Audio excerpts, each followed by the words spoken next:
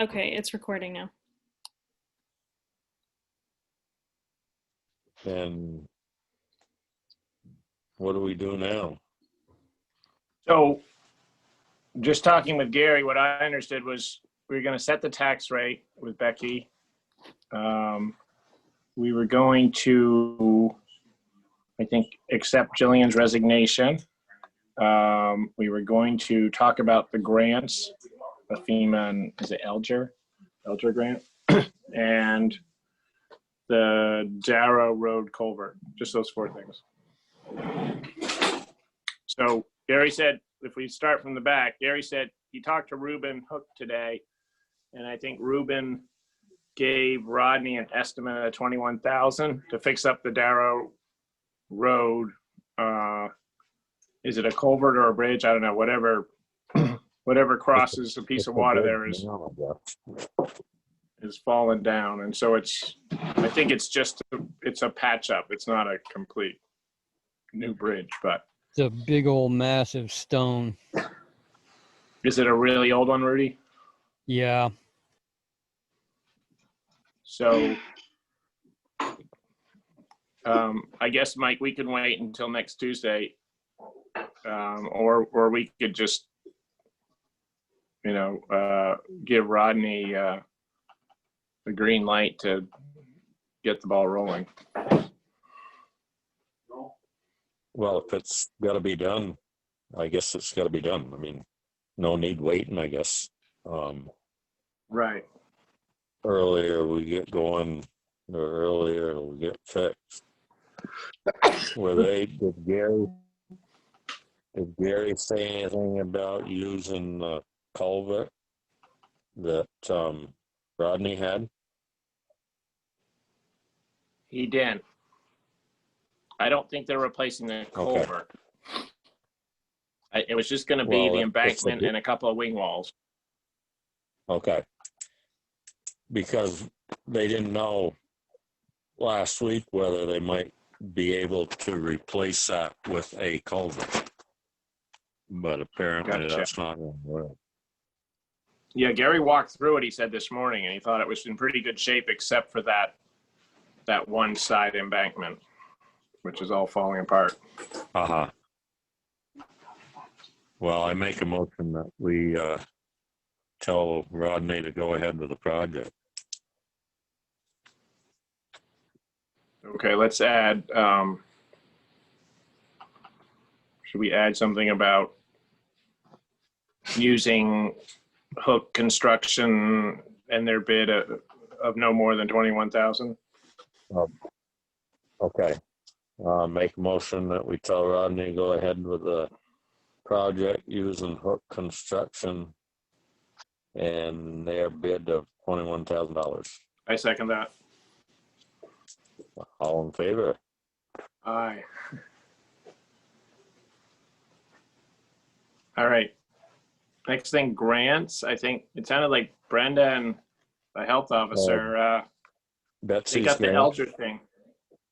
Betsy and Brenda got that Elger grant out the door. Yeah, they sent it out on Monday. Jillian, do you have an update on the FEMA one? I had a discussion with Brenda at the beginning of this week. I'm sorry, I can't remember if it was this week or last week, the end of last week. But anyways, I was feeling that we hadn't spent that much money on COVID stuff. I was concerned that I was going to start a grant that was barely going to get us any money, and it wouldn't get finished, and it would get like, I was wary of starting a project that in the midst of everything else that's going on, I was wary of starting a project that I was worried was not going to get completed. I talked about it with Brenda and with Becky as well. And Brenda, I basically just said to Brenda, I can't do this right now. So, and she said, okay, that makes sense. Brenda seemed to agree with me that I should just forgo FEMA. And that was before she found out that we needed to have applied to FEMA in order to apply for this Elger grant. I've been moving, so I've been out of the office and really out of touch this week, and I just found out about all that today. So, anywho, the FEMA grant was not applied for. Well, I had told FEMA that we intended to apply, and then back in March, and then as invoices started coming in, we just sort of realized that there was barely any money spent. So Jillian, in my conversation with Brenda tonight, it sounded like the state was going to be very tolerant with our Elger grant and see what they could do, even though we haven't applied for the FEMA grant. Good. They may come back at some point and say, you actually need to apply for FEMA. So Brenda was, all she was requesting is, if that's the case, can you help Brenda and Betsy and Becky just have it teed up, so whether they needed, I don't know, passwords or FEMA codes or something like that, just sort of that beginning stuff of grants. So just don't leave town until you you write that down somewhere. Sure. And otherwise that's fine, they understand. Yeah.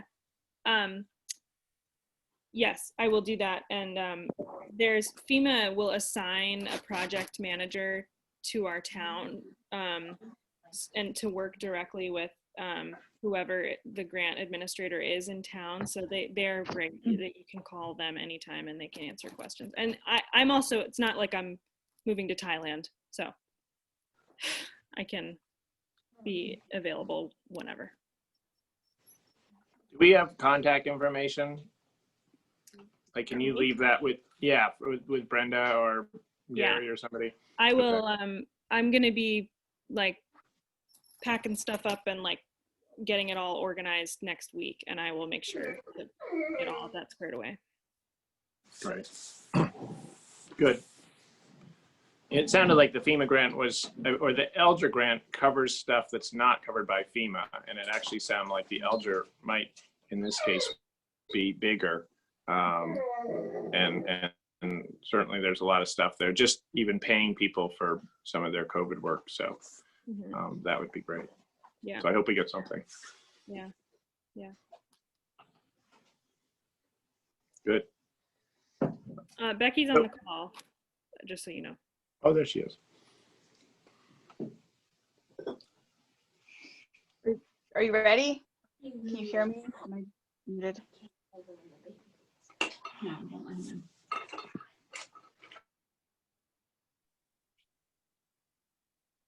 Can you guys hear me now? Yeah, sorry, Becky. Yes, we can all hear you. Okay. Sorry. When I do this on my phone, I feel like it makes me jump through weird hoops now that it didn't used to. We need to talk about the tax rates. This year is going to be really messed up. We are going to end up having to send out 2 bills to all residents, and I need you guys to decide if it's okay if we charge the higher education rate versus the lower one. It's okay with the state. So what I've done is I kind of figured it out. Let me start from the beginning, so it'll make more sense. Okay. When the school budget Why are we gonna have to send out 2 tax bills? Well, let me start from the beginning, it'll make sense. When the school budget didn't pass in June, I thought that was the end. I was under the impression that the school would only have 87% of the previous year's budget. I kept waiting for a tax rate to come down from the state based on that. In July, I got an email from the state talking about interim rates. And what they do for an interim rate is they just take $1 and divide divide it by your ELA. CLA, thank you. And it comes out to be 97 cents roughly for us. And I went, that would be a really silly rate to charge people. So I kept waiting, thinking the end of July, beginning of August, we would get our official rate. And then I saw an email from the school talking about another vote. And I panicked and contacted the school and said, what do you mean another vote? I thought we were done with this. We cannot stop voting until the town approves a budget. So whatever they have, I guess, until July of 21 to come up with a budget for this current year. But that means I do not have a rate to charge for the school rate, because I don't know what that will be, and no one knows what that will be until they vote on it and it gets approved. So they're not even voting again until October, and I don't want to wait that long to send out tax bills, because we are going to need funds in November, and so is the school. They're going to also need money to run, you know, in November, so that they can hopefully get to the point where they have an approved budget. What that means is that we're going to have to send out one tax bill that doesn't have a school rate on it. So we're going to have to kind of estimate a school rate. We can't overcharge. So we can't charge more than 87% of last year's budget, which is what we would like to do. So I talked to the listers, and we've sort of figured out that 87% of last year's tax rate for residents comes out to be $1.2580. But once that's collected, once there is an actual school rate, I will have to send another bill. But it will only affect people who have a homestead. So anyone that has being taxed at a resident rate will end up with two different bills. This is overwhelming to me. I have no idea what this is going to look like. I don't even know if NIMRIC can produce a second tax bill. I don't know how this is going to look at all. I'm still sort of grappling with this. So I'm going to recommend that we send out the tax bill at the $0.2580 for the school rate, so that the second bill, when it comes out, is not as shocking to people and isn't as overwhelming. With all that said, I'm sure you guys have a lot of questions. So I'm sure I didn't explain that great, but that's kind of where I'm at. Just to clarify as well, the non-resident education tax rate has been set and will not change. So non-residents would only receive one tax bill. It's going to be Exactly. people that have a homestead that will get a second tax bill, because the resident rate has not been set because we don't have a school budget. Exactly. So Becky, would this potentially mean refunds too, even before you send out the second bill? So If somebody, yes and no. This is why this is gonna be an uncharted year. Essentially, yes. There are people that have already started paying, and I will need to contact them, because a lot of them will be due a refund, but they're gonna still end up with a second bill, you know, and then they're either going to have to pay that one or they're going to have to wait for their refund. And it could essentially mean that what people got from the state for their education state payment may be more than they, I don't imagine it'll be more, but there might be some that are more than the bill will be currently. But I really want to hold on to those rather than refund them right away, because I don't know what the real refund will be. I don't know. This year I'm going to tear my hair out because I honestly don't know what it'll look like.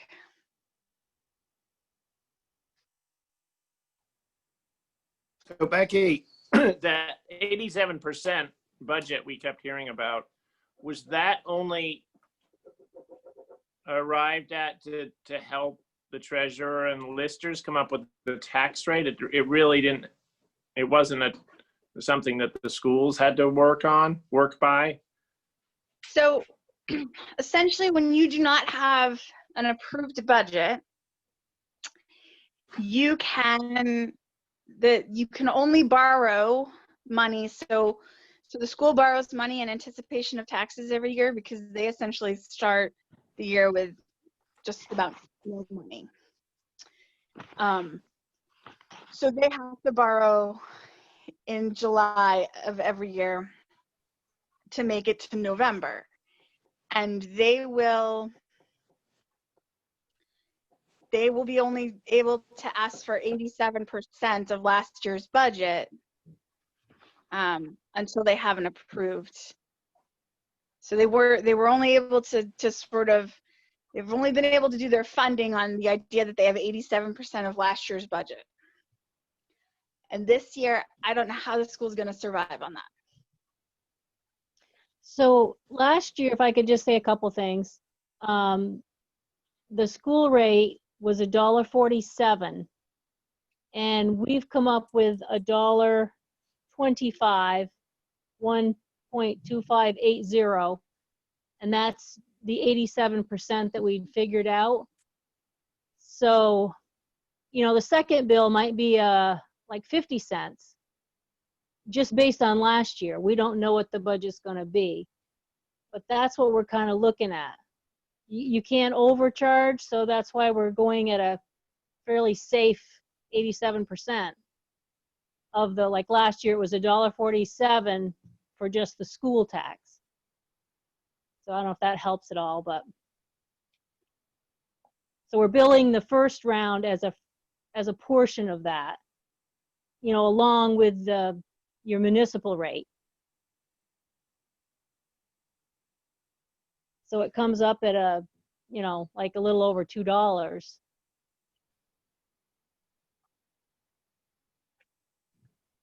So that second bill will be the sort of gap between that estimate and truing up the actual Yes, what we passed at town meeting. exactly. Well, whatever they passed. At the future meetings. Yeah. Right, school plus municipal.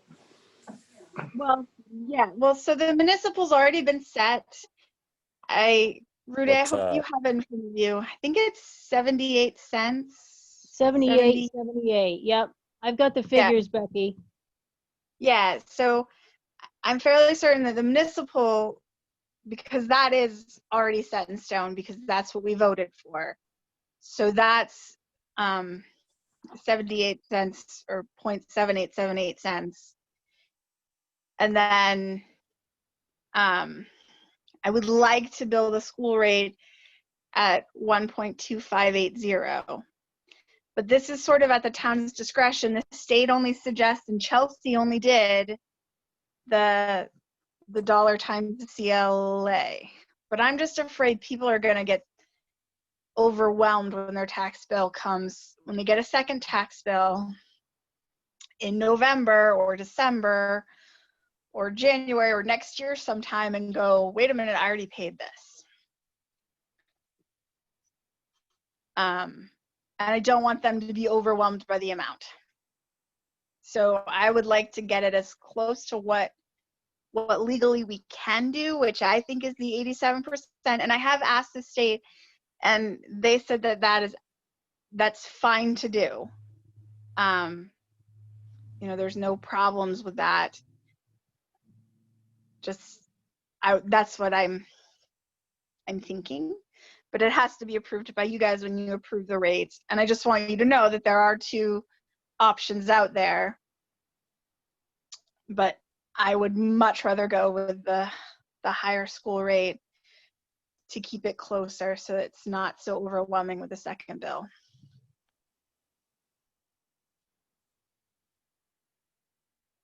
So Becky, potentially, let's just say the school budget finally passes in April.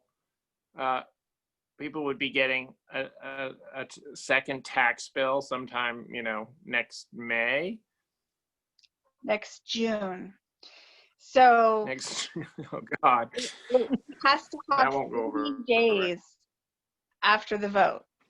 So if it passes in April, depending on when in April, there are 30 days that have to pass before we can send out a bill.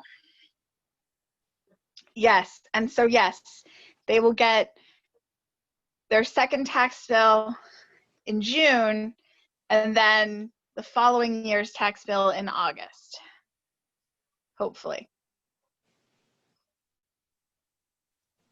And Becky has written a cover letter that I think we all have, the three of us as listers have read it, and we feel she's done a good job of explaining, you know, about the tax bill and that there will be two. That's probably something maybe they should read too, but Yeah. it's And the more the cover letter that explains it.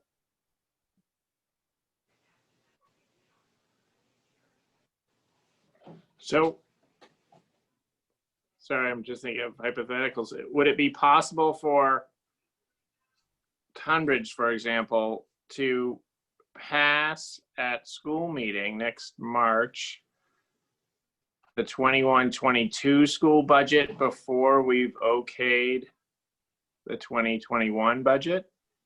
If we have until next June 30th to pass this year's school budget? That's my understanding, is that we could be, I mean, yeah. I hope that doesn't happen. Weird. Yeah.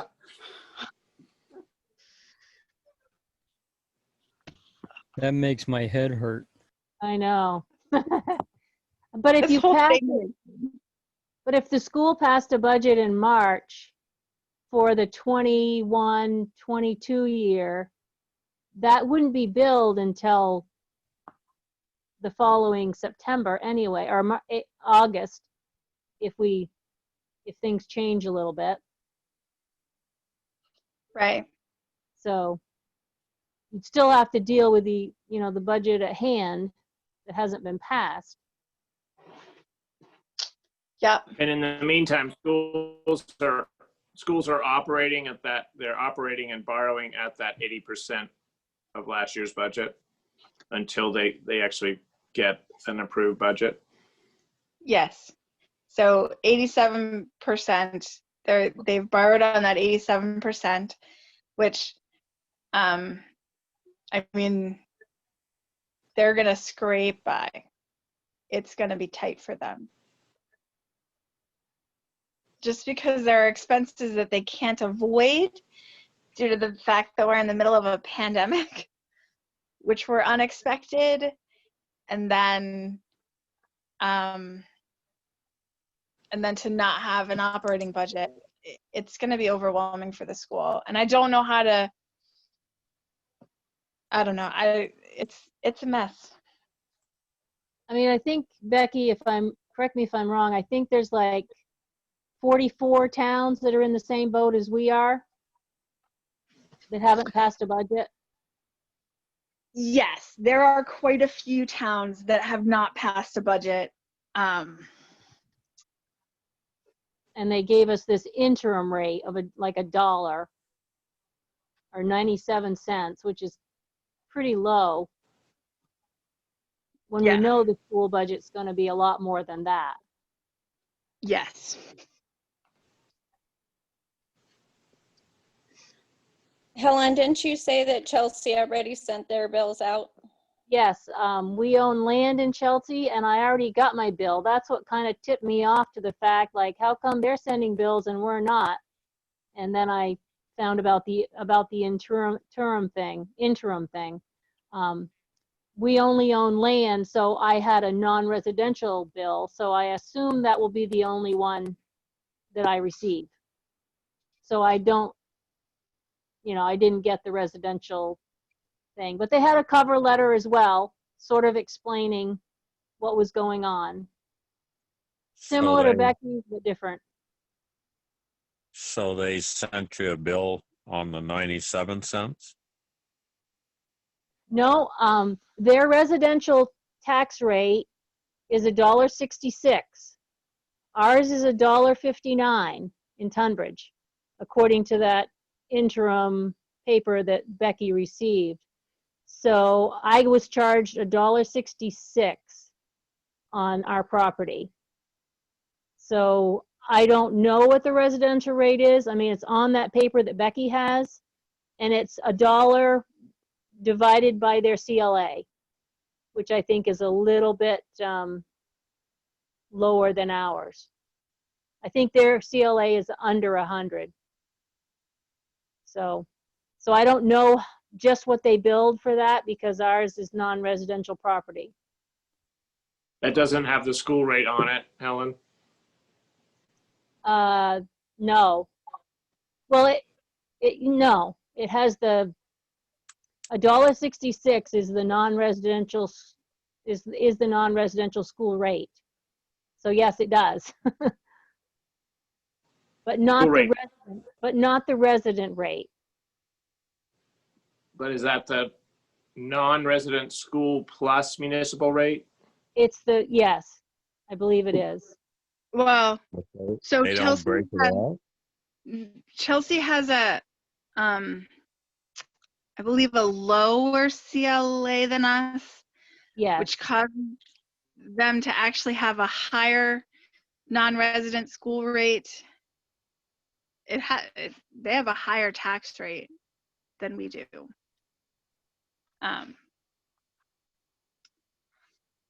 And I don't know the process.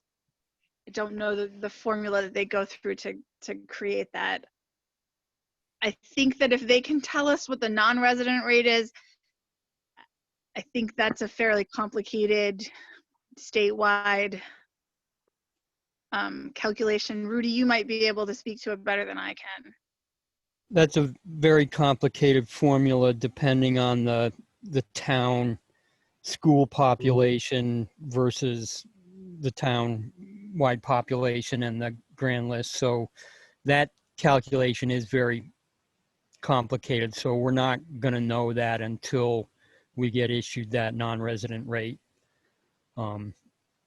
We honestly felt that the best approximation we could do and not overcharge would be this approach of going at the 87% of last year. That's going to make it so that the second bill will have the least amount of impact.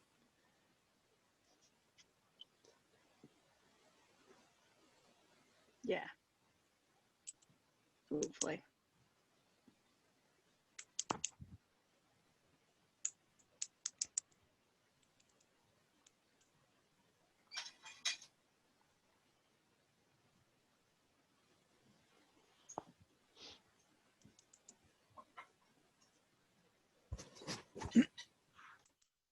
So I'm hoping tonight that we can approve a budget, a tax rate, so that we can start sending tax bills, hopefully.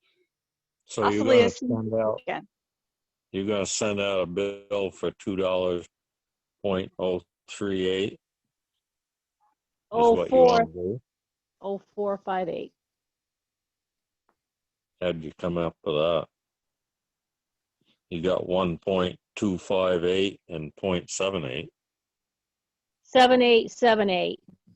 0.7878. You have to go the 4 digits. So I came out with 2.0458.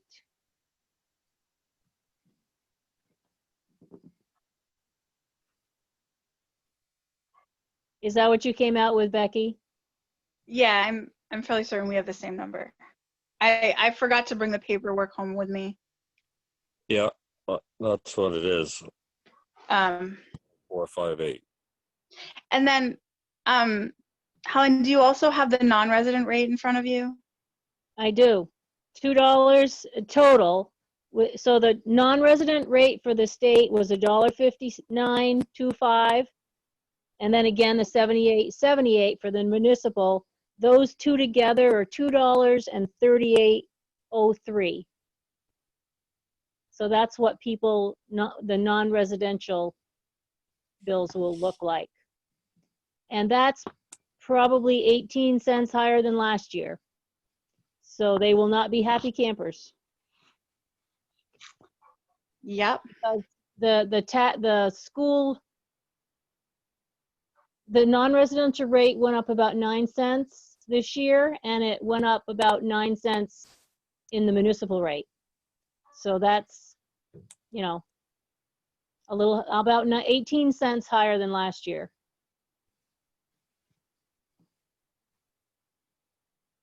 And that's the one that's set now. So the ones that receive that bill would not get a second bill. Right.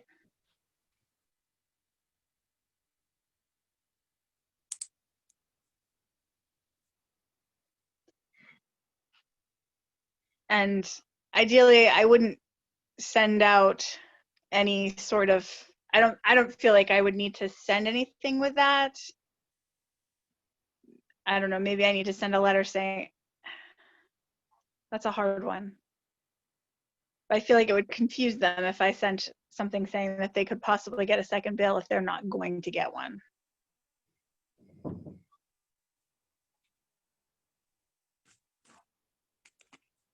But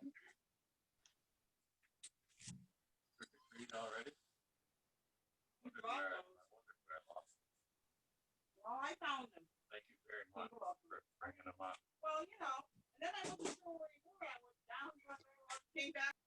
Rudy, did you want to address the other thing that's going to affect the veterans rate, tax rate? It'd probably be better to wait for Mike to be back. Okay.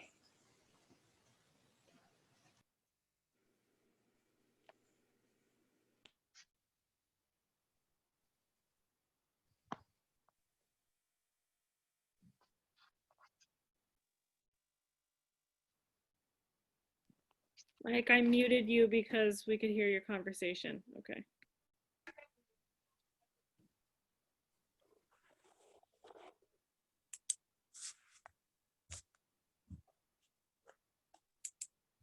Okay, so Mike's back now. Joel had just mentioned one other item that we wanted to bring up, which is we have one veteran who has not, the state asked us to remove from the approved list this year.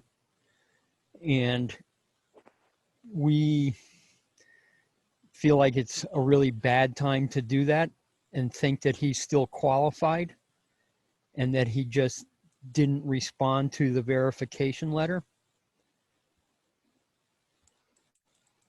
So if we were to leave him on, our town gives a $40,000 exemption and the state covers 10,000 of that.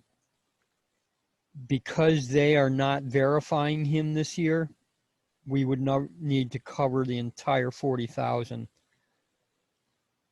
So looking at how that would affect the tax rate, it was a 0.0004 difference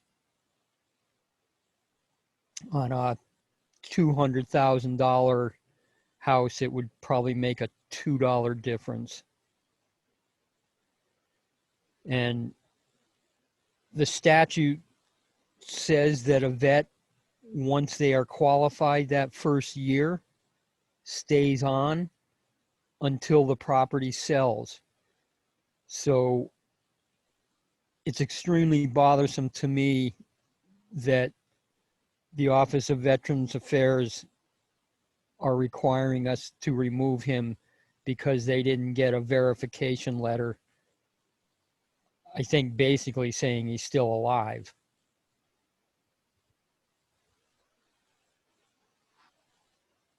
Well, I'd make a motion that we go along with what you said, Rudy, and the town can pick up the 10,000.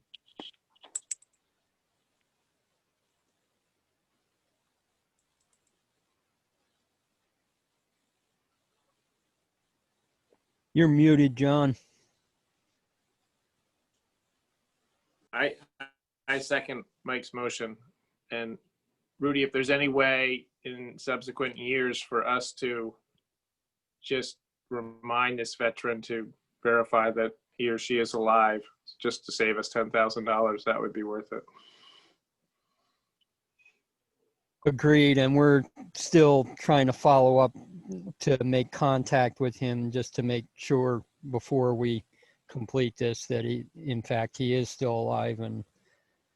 But we're pretty sure he is, and this just, it infuriates me that the state is drawing this line.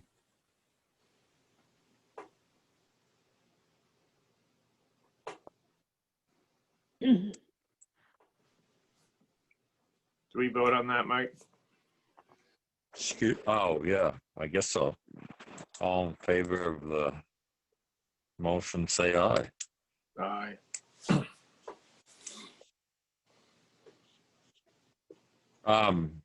So I guess I'll make a motion that we send out tax bills for the $2.0458, which is 87% of last year's school budget plus 0.7878 municipal budget. May I say something? With the 40,000 that you just made the motion to accept, it makes a slight difference. It makes it 2.0462 instead of 5.8. Yeah, it makes that 4 cents difference. Okay. I mean, I'll run my I want to run my numbers with Becky, you know, because she hasn't done that with the 411. So I'd want to make sure that's right. 2.0462. Yes. That's what I had come up with. Okay. With the added veteran. With the 0.0004. Yes. Okay.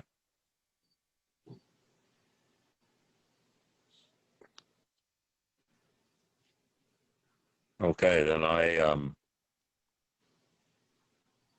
amend the motion to that we send out tax bills for 2.0462, which is 87% of last year's school budget, and the 0.7878 municipal. Or do you add the 004 to the municipal? Yes. You do? Yeah, because that's part of our municipal rate. Because we're Oh, right. So we're it's 70, that's right. 7882. 7882. 82. Okay. So we're gonna go with a 1.258 0. for school. and Yeah, That's point, the home, yeah, and yep. 0.7882 for municipal. correct. And then I would also add in there though, just for the non-resident rate of the 1.5925.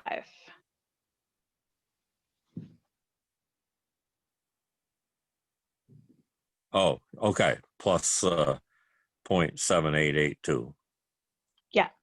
Right. Yep, okay, yep. So that we cover all of our bases here. Okay, I'll try it again. So I make a motion that we send out bills for resident tax rate of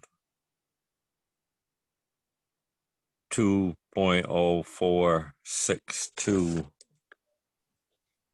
which includes 1.2580 school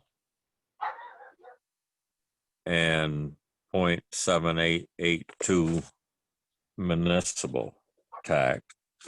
And the non-resident tax will be 1.5925 plus the 0.7882, which will come up to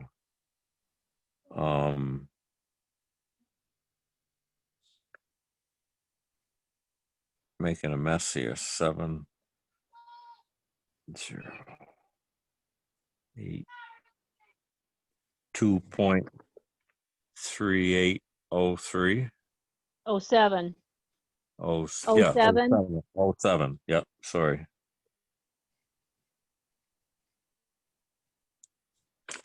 Have I covered it? That sounds right. It looks good to me. Make your father proud.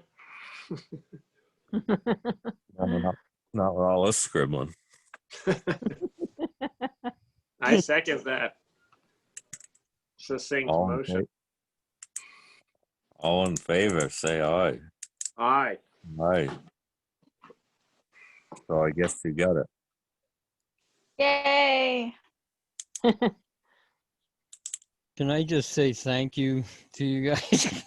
Yeah. This is a wild ride at this point. Yes. Yeah. Thank you, guys. I think- Definitely. It's The only more- money, Helen. What's that? It's only money. Yeah, it's only money. Yeah. Well, I think the more we can communicate what's going on and why these rates are the way they are and the second bills and things like that, the better, just because it's going to take a lot of transparency and a lot of communication for residents to swallow what's going to happen this year. I think Becky's And I letter think did a the- really, sorry. I think Becky's letter does a really nice job of doing that simply. And I guess I would just want to double check with you guys. I would second her inclination that to not send that to non-residents, because I think they will find it very confusing to hear about a second bill if they're not going to receive one. Yeah. Yeah, Thank I'd agree with that.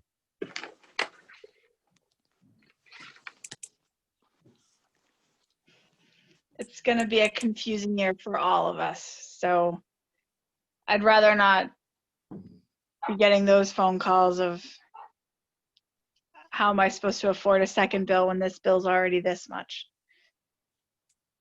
So You'll get plenty of those from residents. I will. I know I will. I'm already anticipating it. So what do we got left, John? Jillian, do we need to make a motion to accept your resignation? Yeah. Um, I also make- sent the clerk resignation this evening as well. What's that? And they're two separate, resignations. So So we Um, should make two different motions. yeah. I make a motion, we accept the town clerk's resignation. I second that. All in favor? Aye. Aye. And I make a motion, we accept the administrative assistant's resignation. I second that.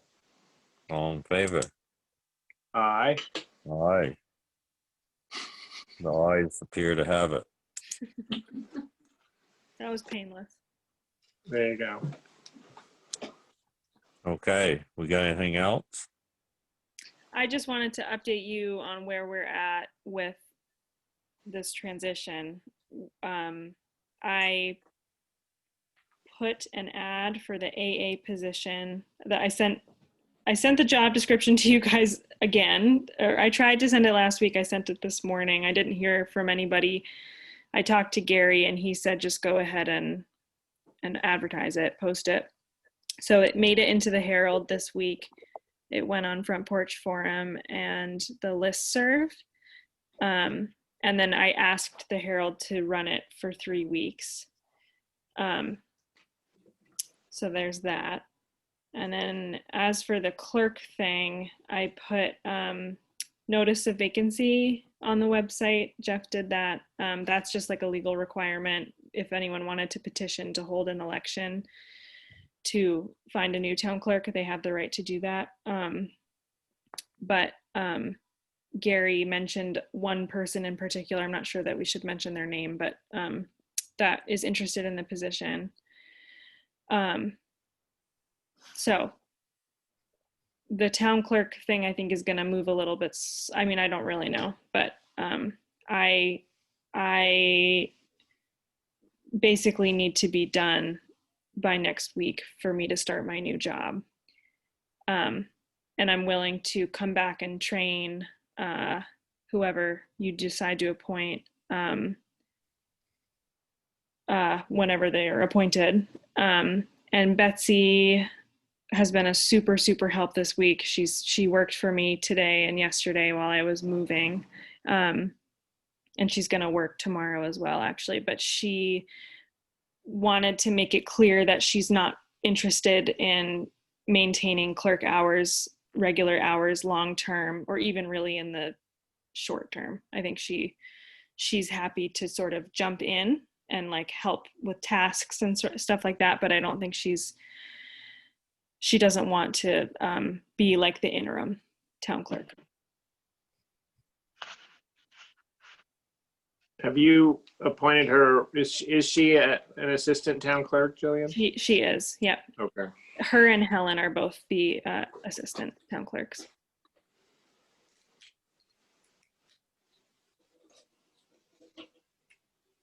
And just so people know, we're talking about Betsy Sponable, right? Not Betsy Yes. Ridge. Betsy Sponable, the former town clerk.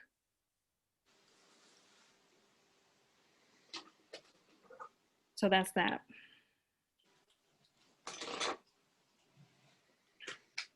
Can you at some point either how would this work?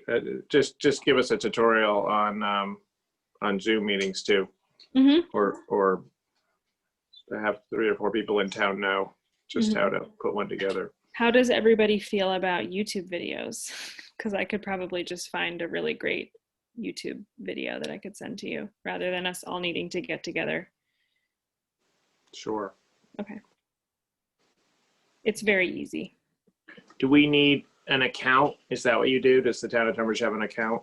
Yeah, there's an account under the Tunbridge Administrative Assistant email. I'm using it right now. So my name says Jillian Connor, but we can change that. Like you change your name when you get on. So it can say Town of Tunbridge or whatever. And I will just give you the email and the password for that. Okay. Yep. And ours is the lowest. I mean, it's free, right? We're not. We are Thank paying for it just because the free version, you only can have a 40-minute meeting. Oh, And I knew that wasn't going to happen. So it's about, I think it's $15 a month. okay. Yeah, I was just talking with Jenna Young, and Clara Martin has to pay for, much higher levels because of HIPAA security stuff. So Oh, yeah. Right. there must be a tiered thing with Yeah. probably quite a bit of money at We the just top. have the step up from free. Okay. I think it actually, if you ever had a crazy meeting where you knew a ton of people were going to come, I think our plan only allows 100 participants. So if you expected more than 100 townspeople to join a meeting, you'd have to upgrade. I'll knock on wood that never happens. Right. Like a town meeting. Yeah, that's true. Okay, great. Yep. And then also any kind of outside the office stuff, like if whoever's the interim town clerk needs to go over, especially election stuff, Mhm. you were getting training from the Secretary of State. If we need to do that again, just make a a little folder on your computer or something of Mhm. stuff like that that Betsy might not know or might, I don't know, Right. or Helen or Yeah. Rob Howe or whoever. You mean like people at the Secretary of State to contact, and like, if you have this kind of question, this is who you should ask, or? Well, like you got a lot of training. Oh, like materials. With the tabulator and this election coming up, and Yeah. so this new person probably wouldn't have that same training. Yeah.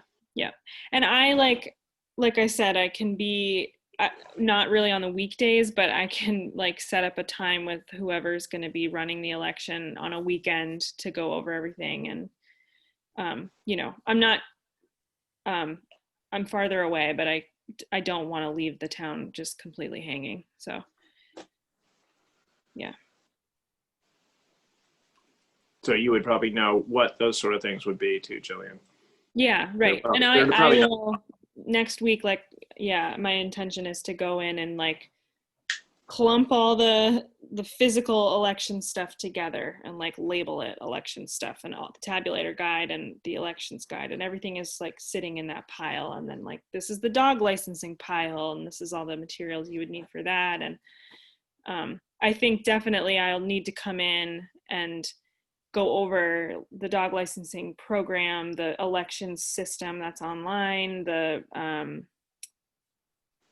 vital records management system, which is online. I need to show someone how to do recordings and how to make certified. I definitely will need to come in and show the person some things, because it's otherwise it's going to just be a nightmare for them to try and figure it out. They probably could figure it all out, but it would just be time consuming. And Helen and Betsy know a lot of this stuff too. Yeah. Yep. Yeah. I spoke to Betsy today, and I said, she said, let me know what you want help with, or, if you need to catch up on stuff before you go or whatever. And then I mentioned that I may ask for her help training someone, and she didn't, I don't think she was that excited about helping to train someone. So I think that's probably going to fall on me, and it should, because I'm the town clerk. So, well, not anymore. But yes, worst comes to worst, you can't locate me. Betsy knows.